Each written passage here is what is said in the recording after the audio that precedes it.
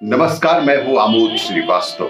Amazing thought, amazing message, amazing information की दिशा में आज एक कदम और आगे। आज के इस दो चिंतन का विषय है ब्रह्मचर्य धर्म और नश्वर शरीर।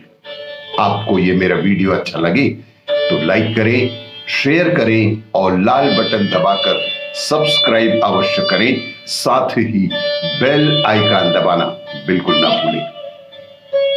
आज के इस प्रथम चिंतन का विषय ब्रह्मचर्य धर्म। एक समय की बात है, स्वामी विवेकानंद शिकागो विश्व धर्म सम्मेलन के भाषण के बाद विदेशों में काफी लोकप्रिय हो गए थे।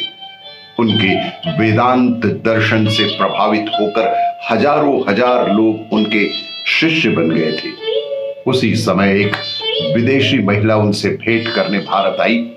विदेशी महिला स्वामी विवेकानंद जी से बोली, स्वामी जी, क्या आप मुझसे शादी करेंगे? इस पर वे चौंक गए और मुस्कुराने लगे। फिर बोले, देवी, ऐसा तो नहीं हो सकता क्योंकि मैं ब्रह्मचर्य धर्म का पालन कर रहा हूं।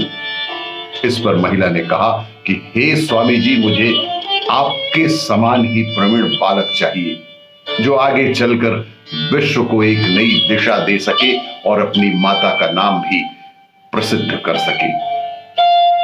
इस पर स्वामी जी ने दोनों हाथ जोड़कर उसके सामने झुक गए और बोले कि हे देवी, चलिए आज से ही मैं आपको अपनी माता मान लेता हूं।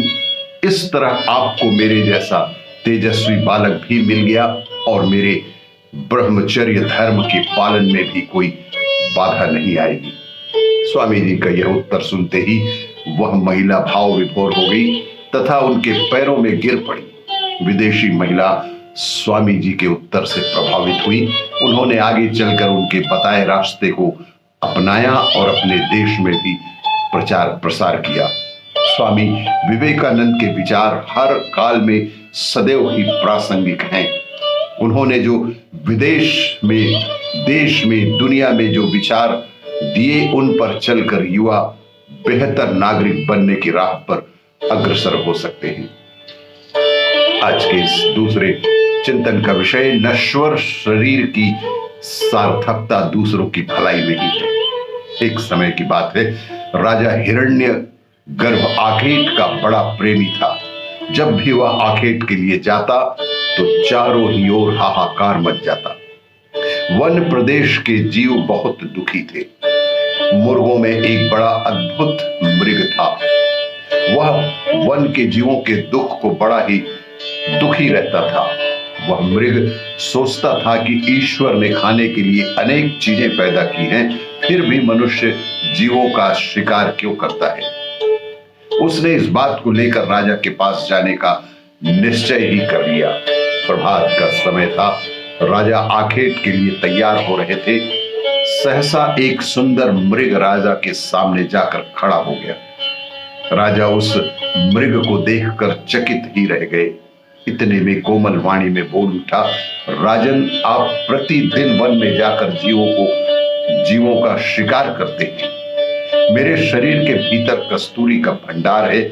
आपसे प्रार्थना है कि आप इस भंडार को ले लें और वन के प्राणियों का शिकार करना इसी क्षण से छोड़ दें। मृग की बात सुनकर राजा विस्मय से बोले, क्या तुम उन्हें बचाने के लिए अपने प्राण देना चाहते हो? तुम जानते हो कस्तूरी पाने के लिए मुझे तुम्हारा वध करना होगा। मृग ने कहा, राजन, यह शरीर तो नश्वर है। मैं दूसरों के प्राण बचाने के लिए मर जाऊं, इससे अच्छी बात क्या हो सकती है। वह सोचने लगा कि यह जानवर होकर भी दूसरों के लिए अपने प्राण तक दे रहा है और मैं मनुष्य होकर रोज जीवों को मारता हूं। उस दिन से राजा जीवों की हिंसा छोड़कर प्राणी मात्र पर दया करने लगा।